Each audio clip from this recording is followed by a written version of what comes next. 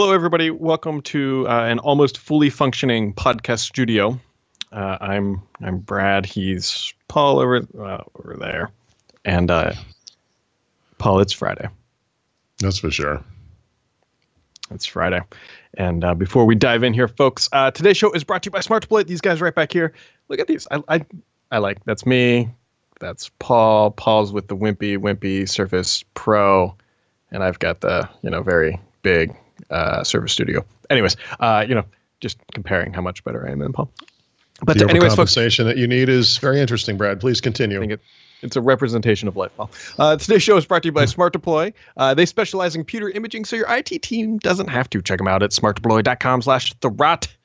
And Paul? Yes, sir. How do you feel about next week? I don't know. I have mixed feelings about it, to be honest. I mean, I am excited to go to Hawaii in one way, but I'm also kind of dreading the flight. Mm-hmm. Yeah. I don't know. I've gotten comfortable not traveling. Yeah. You've just been moving perpetually for 8 months, so yeah. I kind of feel like just hanging out. But it's going to be nice. I mean, obviously, it's a gorgeous place. I think, and the thing we're going to is going to be very interesting. Yeah, I mean, it will be great. I mean, the way I usually do this is I dread it ahead of time, and then I go, and I'm like, oh, I'm so glad I did this. So it will be fun. It's that flight. It's not like a trip to New York or something like that. Mm-mm. But for the folks that are tuning in live, and there are definitely many, definitely many of you. So in my usual thing, I was just getting the show ready today. I'm like, oh wait, the HD capture card is not installed in the Ryzen machine, and so I pulled it out of my Intel machine. I plugged it into the Ryzen machine. I was very nervous, because I think this is what killed the motherboard the last couple of times. So you plug it in. Windows recognizes it once the machine booted up and says, hey, we need to update your card. I'm sitting here praying, crossing my fingers, knocking on wood, doing all that good stuff. And it shuts down. It reboots just fine. But I'm not getting any video out, or I should say video in, on the HDMI cable. And that's why I'm sitting here and not over there.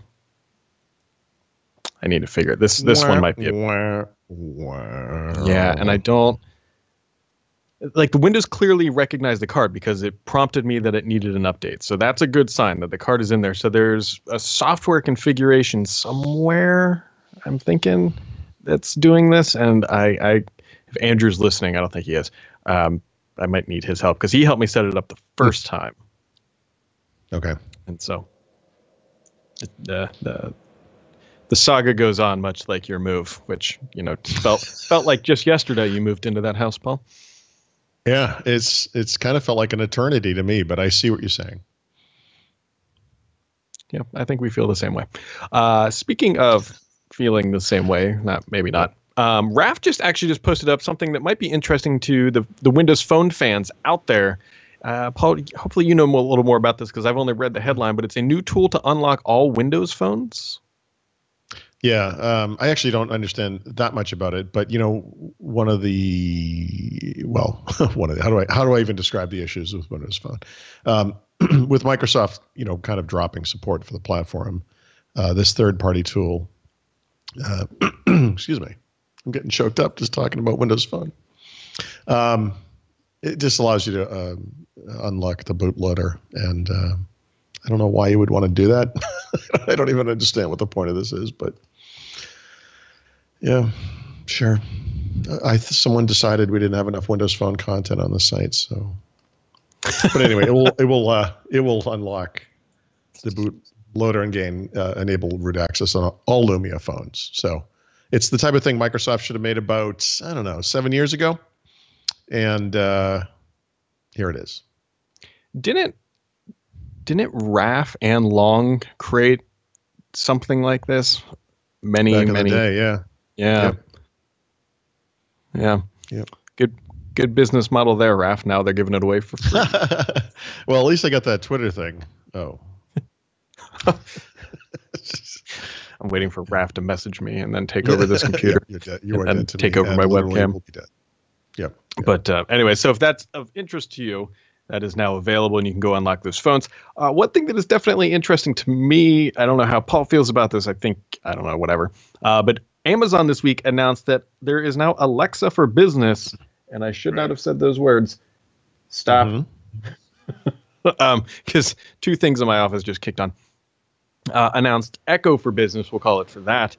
And it's basically kind of taken over what, I can't say its name either. Well, maybe I can. What Cortana was supposed to be envisioned as. Yeah. Yeah. So what do you think about this? I mean, it makes sense to me that they would do this, given their big enterprise push with AWS and elsewhere. I still look at everything through a very specific Microsoft lens. And I really feel like Microsoft is under attack from all sides, where you might have said, you could say something really simple like, well, okay, sure, they're not doing great with consumer, but they'll always have this enterprise stuff. They're going to be fine. It's great. But man, but companies are really hammering away at that core market. Google is, and Amazon is, and obviously other companies, Oracle, SAP, whatever. But it's astonishing to me how quickly this stuff changes. I mean, Amazon a couple of years ago, I don't think anyone would have considered them any kind of credible enterprise threat. And these days, it's like, maybe. I mean, it's interesting. Yeah. The one interesting thing here, too, is that Microsoft could control a lot of this. They could neuter this product really quickly by just shutting off Office 365 access to the Echo. Oof, man, that's... Will they do that? I can't see them. I don't see them doing that because Office 365 is going to make a lot more money for Microsoft than the Invoke or whatever devices ever will. And so for them, I think it's more important that Office 365 stays at the center of the productivity conversation rather than, rather than this thing. Oh, yeah. Yeah. No, I mean, I think the reason Amazon is doing this is because it brings what is essentially a fairly niche product out to a much wider audience, right? Yeah, I mean, they could sell millions or even tens of millions, these little cone things, but what they're really looking for is ongoing revenues from enterprise customers on a subscription. So it makes tons of sense. I mean, but again, I keep looking at it like, man, Microsoft, they're going to have to start picking their battles at some point. Yeah. Yeah. I mean, and I've been thinking about this for years. I mean, it's not a real hidden secret or anything. I honestly think at some point here, Amazon's going to come out with their own full productivity suite. They have a chat application, which I don't think there's any momentum or anything behind that, but it's just sort of, step one of the building block of building that out. And then they do all that stuff. And here you go. You've got Google apps, then you've got Amazon apps, and then you've got Microsoft apps. And Amazon's got a lot of weight behind them, about 40% of the cloud market Amazon share weight. Is a lot like Google in the sense that they're hyper aggressive. And they do not care about really thin margins. I mean, Microsoft's big rise to success came by undercutting the market leaders, right? When they entered first, like the workstation market or like the workgroup market, and then later to the enterprise. I mean, they were kind of laughed at because they were just they were nobody, and obviously, what happened. But Google and Amazon are not nobody, and they are. I mean, they're very clearly willing to throw whatever at this to make it work. It's interesting. It's an interesting problem for Microsoft. Yeah, and it gives us more food for thought, or for fodder, not thoughter. It's like half daughter, half food. All creepy. Food for fodder. Yeah, whatever Paul just said. So we will see how this sort of shakes out here, but interesting stuff. Other sort of quasi-interesting things, and this falls right into this nice little business category. Paul, if you want a Surface Pro with LTE and you're a consumer, good luck. Well, yeah. So who is actually selling this product? I believe it's Microsoft, but it's mostly it's an enterprise only sale right now. So it's not being sold. I guess I believe it's I think they're like resellers. Like they have their I don't know what they call it, like the Surface resellers. I'm not sure Microsoft's selling it yet, but I don't think you could go to one of these places as an individual and be like, I'd like to buy one computer, please. Yeah. Maybe you could. I don't know. But yeah, it's not going to be a Best Buy, I think, is the issue. And so this is the question that comes up, and I'm pretty sure I know how you feel about this, but it's always good to get it out in the air. Everyone's like, well, when's the Surface Laptop with LTE coming, and when is the Surface Book 2 with LTE coming? And I'm not so sure that they ever will, at least not this generation. Yeah, I think that's the right way to put it. We're about to go to a Qualcomm event. It's no surprise that Microsoft is about to, and its partners are about to release, or at least announce, the first ARM-based Windows 10 laptops, right? It's also not news that these things are part of an always connected PC initiative that Microsoft has with its partners, and that the Surface Pro with LTE is, they didn't really say this, but it is the first always connected PC for Microsoft in the sense that it has an eSIM built into it. So just speculating, all of their products need to be updated. All of their products need to go to USB-C and Thunderbolt 3. Yep. I think there's a major architectural change coming, and I think this is the right time for them to do it. I think 2 years ago was the right time to do it, but whatever. Given that they haven't done it, I think attaching it to these initiatives is smart. And frankly, they shouldn't be making devices that don't have this chip built into it. You just don't have to use it, So we'll see what they do. They tend to defy my wishes or expectations regularly. So, but yeah, I would hope and assume that the next gen stuff will all have that stuff. Yeah. I don't know if you know this number off the top of your head. A Duplex usually kicks this stuff out, but Surface Pro is by far the most popular selling Surface on the market. We also know that it's the most popular selling one, I believe, in the enterprise as well. And that's who's buying the LTE models, or the enterprise, not so much the consumer, for the most part. Yeah, that's good. That's a good point. I mean, I think the Surface devices share an internal architecture, right? So if they were to add eSIM capabilities to a Surface like they just did, I don't think it would be hard for them to do it for all Surface devices. The question is whether or not they're going to do it. With regards to, that's the wrong chart. I was going to tell you what percentage of Surface devices out in the world are Surface Pros. It's really high. Just Surface Pro 4 is 40%. So if you add Surface Pro 3, the original Surface Pros, I'm just doing this off the top of my head, it's like 3.5. I mean, it's like 70, 80 something. It's most of them. It's basically, it's almost 80%. Of Surfaces out in the world are Surface Pro, some version of Surface Pro. Which to me is still fascinating. I guess the laptop hasn't been around long enough to really make a massive dent. 75. But that device being the most popular Surface, I don't know if I would have guessed that. I wish we could isolate that data to Surface Pro versus Surface Laptop and just remove all the other variants. Well, I mean, 2% of all Surface devices in the world are Surface Laptop. Just to put that in perspective, the new Surface Pro, which debuted, actually a month more recently, I guess, is at 9.2%. So it's already more than 4 times as popular somehow. To me, you look at Surface Laptop and you're like, oh my God, this is going to be the bestseller. It's so beautiful. How could it not be?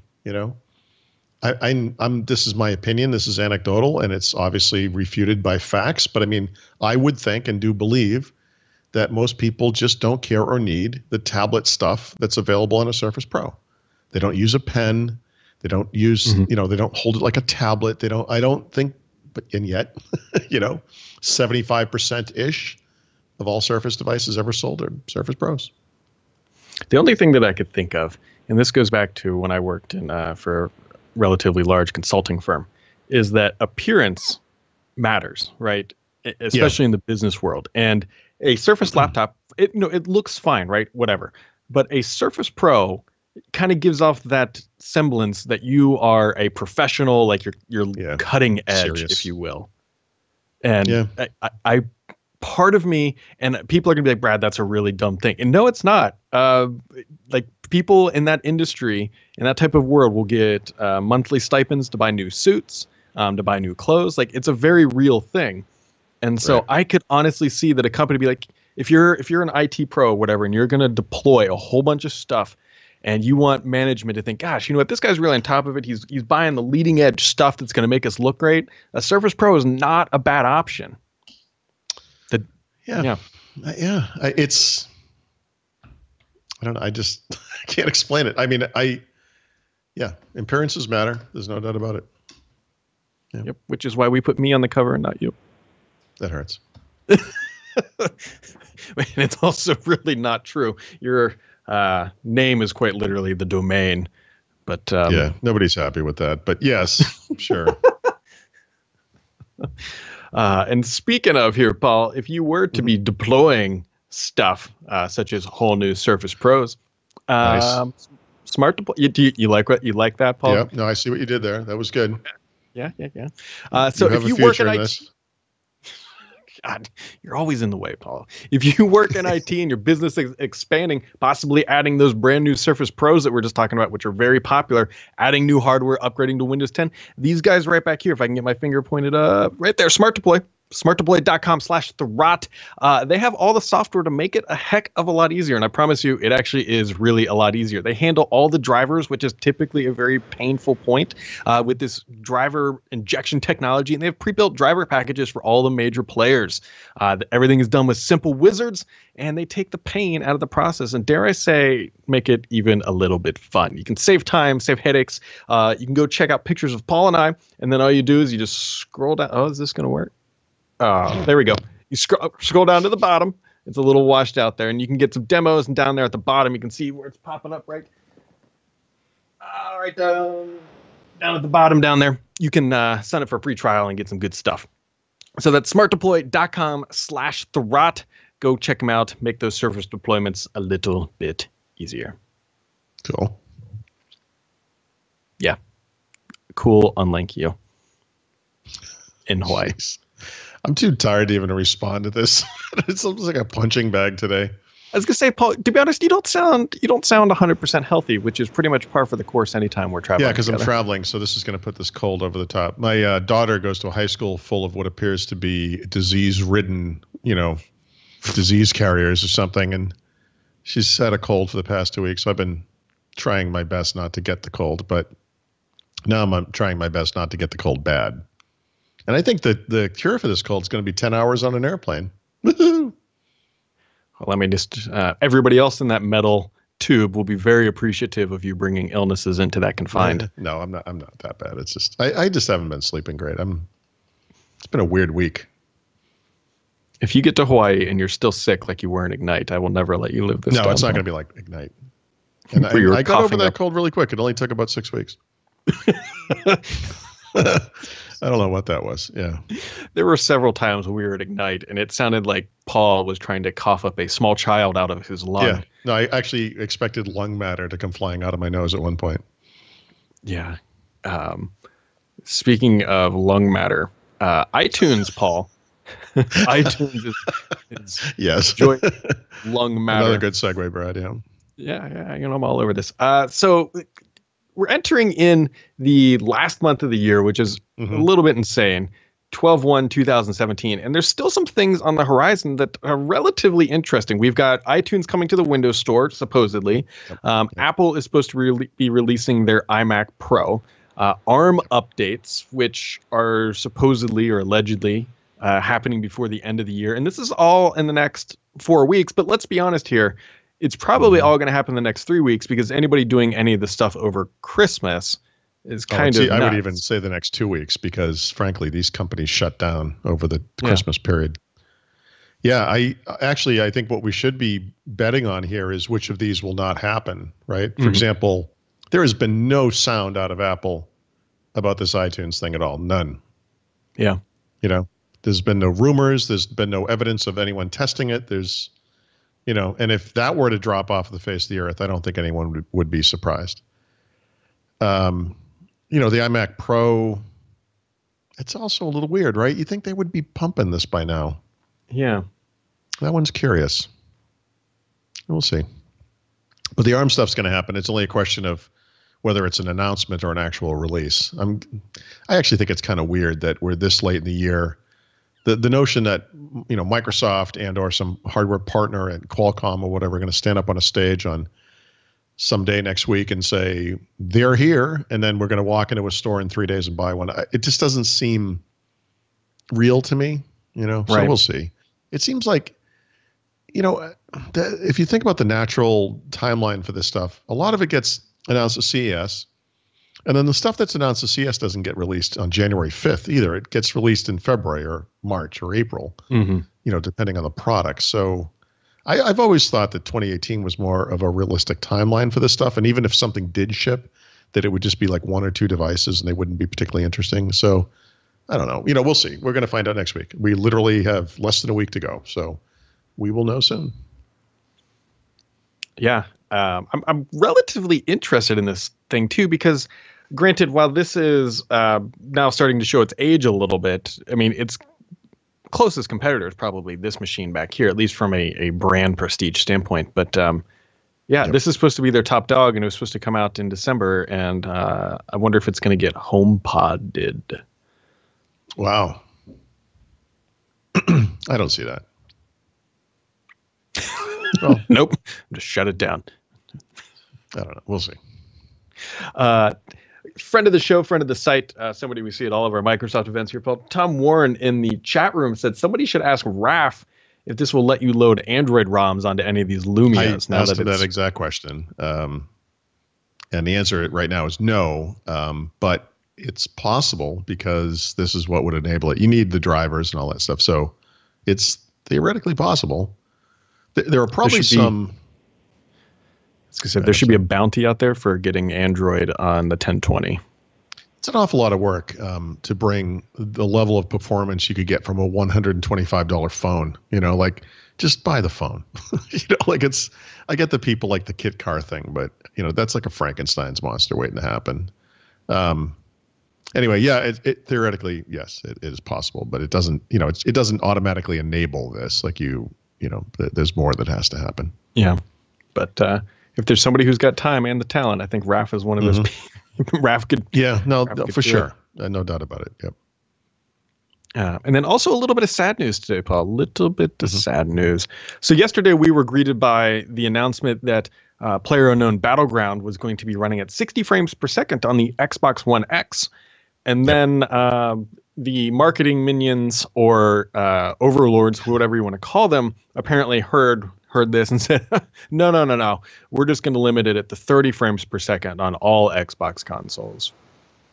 Yeah, I kind of hope that changes over time, for the X in particular. But I need someone to demonstrate to me the same game 30 and 60 frames per second side by side, because I know I've played 60 frame per second games on the Xbox One X, and my son swears by this stuff. Like he insists, in fact, it's why he doesn't use the console that much anymore, because of the 30 frame per second thing. And I just don't, and I'm not aware of it, if that makes sense. I wish I could figure out a way to see this side by side. I think this comes back to the simple fact that your eyeballs are old and failing. And it's a big difference. If you see the same thing right next to each other, you'll look at 30 frames per second and you'll be like, ugh. But I'd like to do that. I mean, there are differences between the Xbox One X and the S in the same game that are obvious, and the graphical differences and whatever. Is one of those differences the frame rate? Not that I've seen, not that I'm aware of. So I would like to experience that. I'd like to understand that difference, because I hear this all the time and I just don't. Yeah, I play Xbox every day. I don't really care. You should just look it up on YouTube. There's tons of comparisons that show what 60 FPS actually does. It realistically just makes everything smoother. If 30 frames per second is rock salt, then let's see, 60 frames per second would be popcorn salt that you get at the movie theater. It's just very fine, refined, and texturized. It's better. Okay. It really is. And unrelated to this, but related really, are such things as, the vertical sync technologies like, what are they called? G-Sync, I think, is one. Yeah, G-Sync. Forget what and I understand how that stuff can improve things. And I think actually Xbox One X does support that kind of technology on compatible displays. Mm-hmm. I don't think that mine has that, though. I don't believe so. Yet again, letting us down. One of the other things we do here, folks, on Fridays, we take a look back at some of the comments that hit the site. There's always a lot of good stuff, and I try to highlight just a couple of them. And Z-Self on the announcement post for Sets, if you're not familiar with Sets, go look it up. It's a Redstone 4 feature. He says, Sets is cool to amaze and delight me, though. It needs to accommodate multiple Office 365 accounts or personas. That would make a massive pain point go away from me. By this, I mean, I would love for it if a set would recall my account and ID and authentication, allowing me to connect to a different account at the same time and keep the workflow separate. That's a very interesting idea. And to put it for people who aren't following, exactly, this is I think an absolute killer scenario for Microsoft. Imagine you have two windows, and they could, security aside, this can be taken care of. But on the right window and the right set is your Office 365 work account, and on the left side, imagine you're at home, is your personal Outlook.com account. And so you can be authenticated to two different layers at the same time. And of course, Microsoft could, I forget the name of it, but they used to have it on phones where you can't drag and drop files across things, and it will protect that stuff. So they could enable that. But that type of a scenario, I think, would be pretty crazy and pretty actually helpful for a lot of people. Yeah. I mean, you can, in fact, be logged into an Office 365 commercial account and a Microsoft account at the same time right now. But I understand what they mean by this. You're talking about like a deeper level of protection, like almost a containerized approach to security or whatever. Yep. Yeah, that's interesting. Microsoft used to support, and Google still does support, the notion of multiple accounts that are linked, and you can go back and forth between them directly through an interface they provide in the web. Microsoft dropped that support a long time ago, and I'm sure it was related to some change they were making to the Microsoft account at the time. But if you have a Gmail account, you can actually have multiple accounts signed in, and you can go back and forth between them from the menu on all their websites. It's useful. Yeah, for sure. And then the other comment comes from JS War, and this is on the insider AB stuff that threw a lot of people for a tizzy. It says, folks, it's an insider program. It wasn't that long ago that we had to wait until final RTM version to be released. And if we had an MSDN subscription, we could get a copy a whole month earlier. And then, of course, there's the Windows 8 stuff where we got none of it. We got, 4? No. No. You put this in there from me, didn't you? You put that in because you knew that was going to get me riled up. I did. That is the exact wrong mentality to have about this stuff. It's, I don't even know where to start with this. It's like, maybe I have a vision problem, and I'm complaining about the vision problem. And then someone says, well, yeah, but you're not blind. So what are you complaining about? And it's like, I don't get to complain about the thing I do have because it could be worse. I mean, yeah, Windows used to be tested differently. Well, Windows for the past 3 years has been tested this way, and now they're changing it. And it's understandable that a lot of people are burned because they already have, I believe, the structure they need to do this kind of A/B testing. It's called rings. And what you do is you put out features to the fast ring or to that skip ahead thing that they have, which would be perfect. You could have a fast ring build that has all the features but sets, and then you could have skip ahead, which would have sets too. There you go. A/B testing. Perfect. The reason people don't like this is because they have bought into this system. They've been doing it for a while. They like it. They feel like they're making a difference. They want to test new features. That's why they're there. Now Microsoft has told you that we're going to spin a little roulette wheel, and maybe you'll get those new features, maybe you won't. They're changing the contract. I don't know.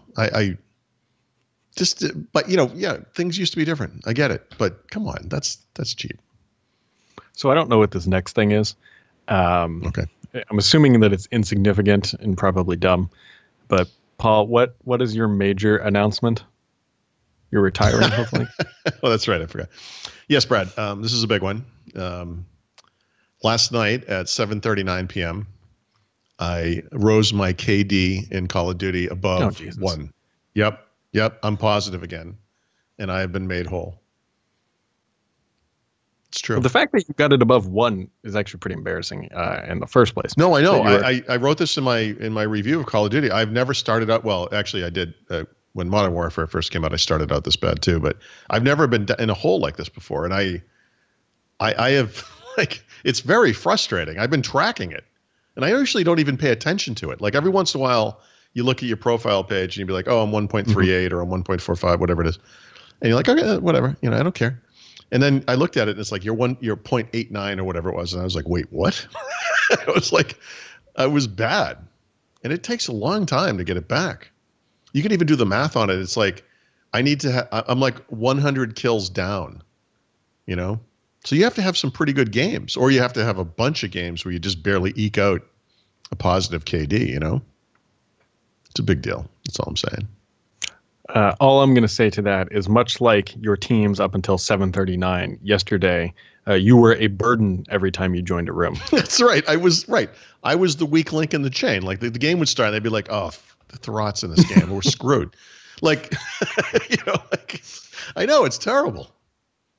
Well, that's welcome to my everyday. I don't want to be like that, And now I'm not. Well, I have to raise it. I can't. Right now, it's hovering literally at like 1.0. So I got to work on that. Rolling the dice. That's stressful, though, because then you go into every game thinking, man, last night I was down like 40 points. I had like at least two games in a row where I had some crazy kill, like KD. Like it was like 18-3 and then, 12-1 or something. And I was like, oh my God, I might be able to do it tonight. And I did. Your daughter's going to walk into the room tonight when you're playing, like, Dad, can we go pick up Daisy? And you're like, not now.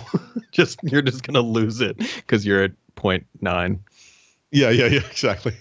Well, actually, I won't be involved in the picking up of the dog because I've cast my negative vote for this particular acquisition, and I'm persona non grata right now. But so the dog's arriving tomorrow.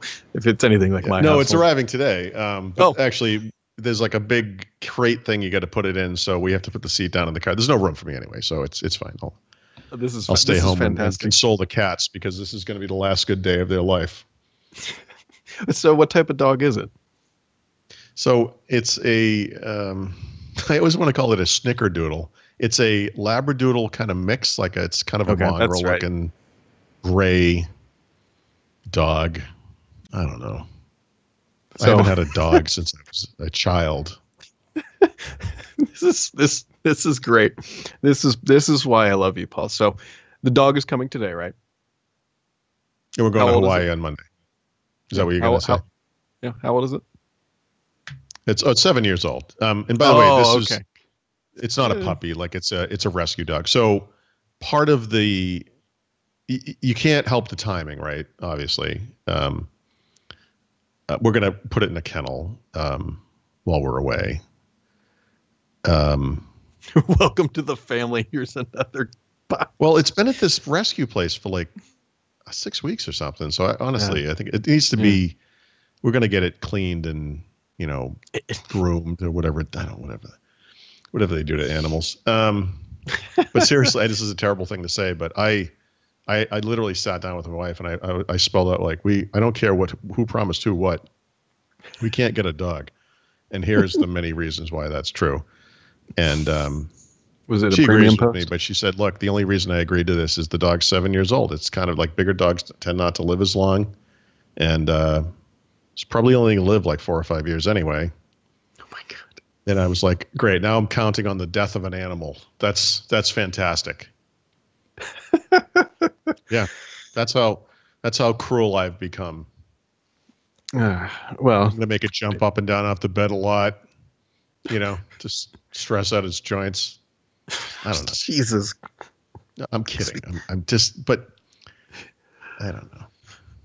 I don't get a say in my own life anymore. Yeah, I know that feeling. We'll wrap it up here. I was talking with my wife, and of course, I bought a whole bunch more Philips lights, the Hue lights, and sure.